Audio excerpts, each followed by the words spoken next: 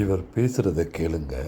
அதுக்கப்புறமா நிறைய விஷயங்களை நான் பேசுகிறேன். இவர் ஏன் இப்படி இருக்கார் அப்படிங்கிறத பற்றி நம்ம புரிஞ்சுக்கலாம். கூட படல. ஒவ்வொரு கட்சிக்கும் பலமும் பலவீனம் ரெண்டும் நமக்கு தெரியுது.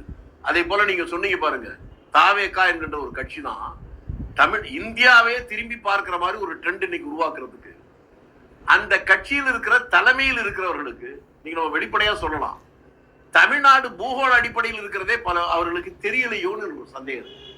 அது ஒன்று மட்டும் தெரிகிற ஒரு 2 பேர் இருந்திருந்தா இப்பவே அவங்கதான் ஆட்சியாளர் சொல்ல முடியும். தாவேகா. ஆமா, ஓகே. என்ன காரணம் கேட்டா, நான் பேர சொல்ல சொன்ன நாகரிகம் இல்ல. ஒரு பெண் ஒரு யூனியனுடைய காங்கிரஸ் கட்சியில வைஸ் சேர்மனா இருக்கு. ஏன் நான் அந்த பெண்ணை சொல்றேன்னா, அந்த யூனியனுக்குள்ள எந்த ஊருக்கு போனாலும் ஊர்ல இருக்க ஒரு 20 பேர் பேரை சொல்லி கூப்பிடக்கூடிய அளவுக்கு தொடர்பு வச்சிருக்கு.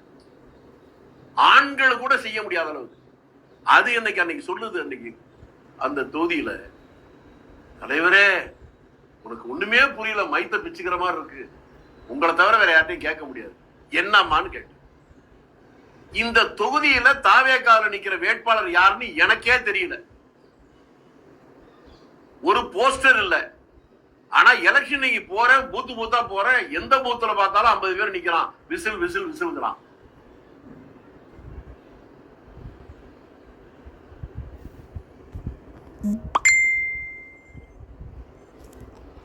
நீங்கள் இவர் பேசினதை நீங்கள் கேட்டிருக்கலாம்.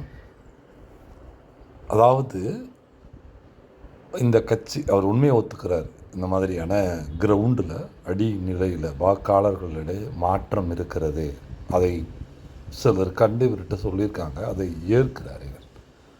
ஆனால் அவர் இன்னைக்கு நிலைமையில் ஒரு கட்சியில் பல ஆண்டுகளாக காங்கிரஸில் பயணிக்கிற வேலுச்சாமி அவர்கள் பலரும் தமிழகம் முழுவதும் அறியக்கூடியவராக இருக்கிற இவர் மக்களுடைய பல்ஸ்ன்னு சொல்லக்கூடிய அந்த தன்மையை அறியாமல் இருக்கார். அது ரொம்ப இதாக வேடிக்கையாக அல்லது வியப்பாக இருக்குதுன்னு வச்சுக்கலாம். அதை நானும் மதிக்கிறேன். இவரை மனதில் இருக்கிறத சரியாக பேசக்கூடியவரில் ஒருவர் தான் இவர். ஆனால் கிரவுண்டில் ஒரு வித மாற்றங்கள் இருக்குது. திமுகவுக்கு மேலே ஒரு மேலறிந்த வாரியான ஒரு எதிர்ப்பு இருக்குது. அதையெல்லாம் கவனிக்க தவறுறாங்க அப்படிங்கிறது ஒன்று. ரெண்டாவது வேட்பாளர்கள் தேர்வும் வேட்பாளர்களை மக்களிடம் கொண்டு போய் சேர்க்க நேரமின்மையையும், யார் எதிரி என்பதன் கட்டமைப்பும், பிரச்சார யுத்திகளும், ஊடகங்களை எந்த இடத்தில் வைக்க வேண்டும் என்பதும் தெளிவான ஒரு பார்வை இருப்பதா நான் பார்க்குறேன். விஜய் அவர்களுடைய பரப்புரைகளை தொடங்கி விஜயினுடைய தொடர் பிரச்சாரத்திலிருந்து நான் சமூக வலைதளங்களில் நான் பேசுகிற பொழுது தலைவர் தன்னுடைய முடிந்த அளவுக்கான வேலை, ஏனென்றால் அவர் வேறொரு துறையிலிருந்து இந்த துறைக்கு வரார். அரசியல் சார்ந்த கூட்டங்கள், பரப்புரைகள், பிரச்சாரங்கள், மக்கள், இது அவருக்கு புதிதாக இருக்கலாம். 3 ஆண்டுகள் தான் ஒரு கட்சியை தொடங்கி முதல் தேர்தலை சந்திக்கிறார். இப்போ மற்ற கட்சிகளுக்கு பல தேர்தல்களை சந்தித்த அனுபவங்களின் அடிப்படையில் அதை யாரிடமானும் ஒப்படைக்கலாம். இந்த வேலையை நீங்கள் பாருங்கள் என்று வரும்பொழுது தலைவர்கள் வெறுமனே ஒரு 10 நிமிட உரையாற்றிவிட்டு செல்கிற அளவுக்கான கட்டமைப்பை கொண்டவர்களாக இருப்பார்கள். 30 ஆண்டுகள் 40 ஆண்டுகள் பாரம்பரியம் கொண்ட ஒரு கட்சி. ஆனால் ஒரு 3 ஆண்டுகள் இருக்கிற ஒரு கட்சிக்கு அதில் கட்டமைப்புகள் இருக்காது. அங்கே இருப்பவர்களுக்கு என்ன செய்ய வேண்டும், என்ன செய்யக்கூடாது என்று தெரியாது. அங்கே இருக்கிற தொண்டர்கள் ரசிகர்களாக இருந்து தொண்டர்களாக மாறியவர்களாக இருப்பார்கள். முதல் முறை இவரை பார்க்க தூண்டுகிற ஆவலின் அடிப்படையில் இருப்பார்கள். பலதரப்பட்ட மக்கள் இவர்களை காணக்கூடும். இப்படி எண்ணற்றவைகள் இருக்கிறது இவருக்கு. அதெல்லாத்தையும் தாண்டி அவர் தன் நிலை அறிந்து ஊடகங்களை மிக தொலைவில் வைத்தார். விஜயகாந்தை போல இவரை வீழ்த்துவதற்கான எந்த அஸ்திரங்களையும் ஊடகங்களுக்கு அவர் கொடுக்கவில்லை. மிக சிறந்த ஒரு பார்வை, அது மிக சிறந்த ஒரு திட்டமிடல் என்று பார்க்கிறேன். ஊடகங்கள் இவருடைய எந்த ஒரு தவறான செய்கையையும் வைத்து அதன் மீது கட்டடங்களை கட்டுவதற்கு வாய்ப்பளிக்காமல் நின்றார். அது மிகப்பெரியது. பரப்புரைகளில் அவருக்கு இருந்த எத்தனை இடையூறுகளிலும் தன்னிலை இழக்காது கூட்டங்கள் மிக அதிக அளவில் இவர்கள் கூடுகிற பொழுதும் அந்த கூடுகிற கூட்டத்திற்கு முறைமை இல்லாமல் இருந்தாலும், அந்த மக்களுக்கு முறைகள் இல்லாமல், அந்த மக்களுக்கு பொறுப்புணர்ச்சி இல்லாமல் இருந்தாலும், தலைவனாக ஒரு ஒரு 30 ஆண்டுகளாக இங்கே இருக்கிற ஒரு அடையாளமாக இருக்கிறவர் சரியாக தன்னை நடத்தி கொண்டு சென்றார் என்று மட்டுமே நான் பார்க்கிறேன். அவரை பல விமர்சனங்கள் அவர் மீது வைக்கப்பட்டாலும், அவர் குடும்ப ரீதியாக அவர் மீது தாக்குதல்களை தொடுக்கப்பட்டாலும், அதை பொது வழியில் குறைந்தபட்ச அளவில் சரியாக அதை அணுகி நின்றார் என்பதும் என்னுடைய பார்வை. பிறகு தன்னுடைய எதிரி என்று இப்போ விஜயகாந்த் அரசியலுக்கு வரும் பொழுது சம அளவில் திமுகவையும் அதிமுகவையும் எதிர்த்தார். அப்பொழுது அவர் சம அளவில் எதிர்க்கிற பொழுது அந்த இவர் வந்து விடுவாரா என்கிற அரை மனதிலே அவருக்கு வாக்களிக்கிற பொழுது 8% மட்டுமே அவரால் பெற முடிந்தது. அவர் மட்டும் வெற்றி பெற்றார் முதல் தேர்தலில். இரண்டாவது தேர்தலில் அவர் ஜெயலலிதாவோடு வைத்த கூட்டணி மாபெரும் வெற்றியை பெற்றது. அவர் எதிர்க்கட்சி தலைவர் அந்தஸ்தை பெற்றார். ஆனால் அதைத் தொடர்ந்து அவரை இந்த ஊடகங்களும் அவருக்கு மன அமைதியை, அந்த மனிதரை மன அமைதி இல்லாமல் செய்து இந்த அரசியல் எனும் சதுரங்கம் அவரை வெட்டி எரிந்து விட்டது என்று தான் சொல்வேன்.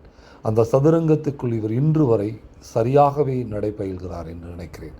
அப்புறம் வேட்பாளர்கள் தேர்வை குறித்தும், வேட்பாளர்கள் மக்களிடம் சென்று சேரவில்லை என்பதை குறித்தும் வெளிச்சாமி அவர்கள் பேசியது அது உண்மைதான்.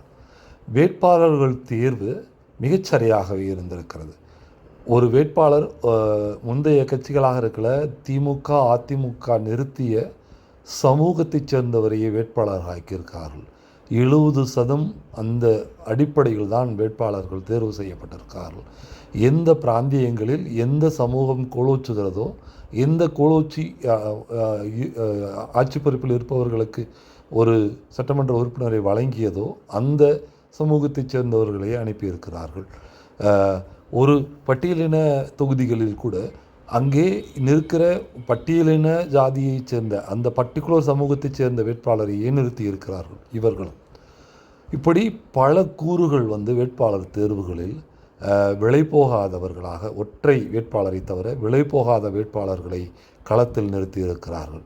பிறகு அவர் எந்த வேட்பாளரையும் உடன் சேர்த்து கொள்ளவில்லை. ஏனென்றால் அவர்கள் முகமறியாதவர்கள், இவர் முகத்தை தவிர வேறு முகங்கள் கிடையாது என்பதை நானே நிற்கிறேன் என்கிற கோஷத்தை உறக்க எழுப்பினார். தமிழகம் முழுவதும் நான் தான் நிற்கிறேன் என்கிற ஒற்றை குரலை ஓங்கி ஒலித்தார். விசில் என்கிற சின்னத்தை கொண்டு போய் சேர்த்து விட்டார். சின்னம் போய் சேரவில்லை என்கிற எந்த குறைபாடும் இல்லை. வேட்பாளரை கொண்டு போய் அவர் சேர்க்கவில்லை, சின்னத்தையும் தன்னையும் கொண்டு போய் கடைக்கோடி கிராமத்திற்கும் கொண்டு போய் சேர்த்திருக்கிறார்.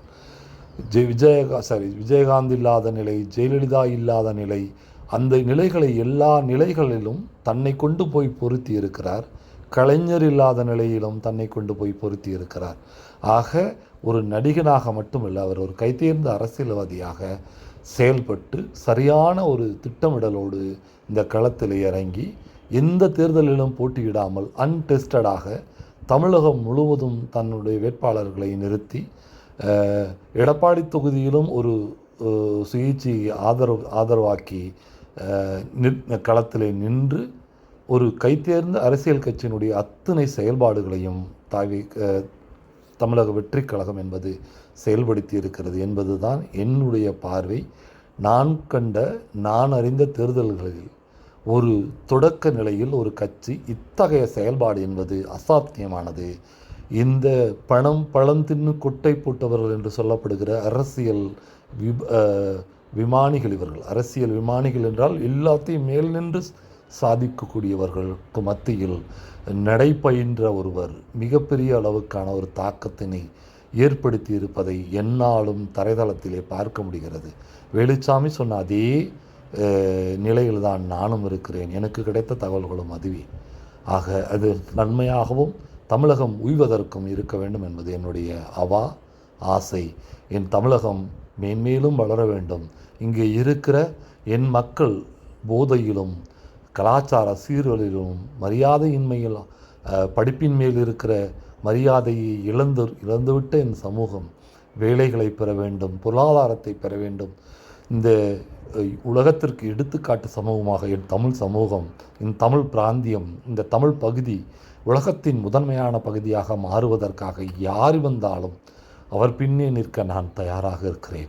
இதுவே எனது கோட்பாடு, இதுவே என் வாக்கினுடைய நோக்கம். அது நடக்கும் என்கிற ஆவலோடு இந்த உரையை முடிக்கிறேன். நன்றி, வணக்கம்.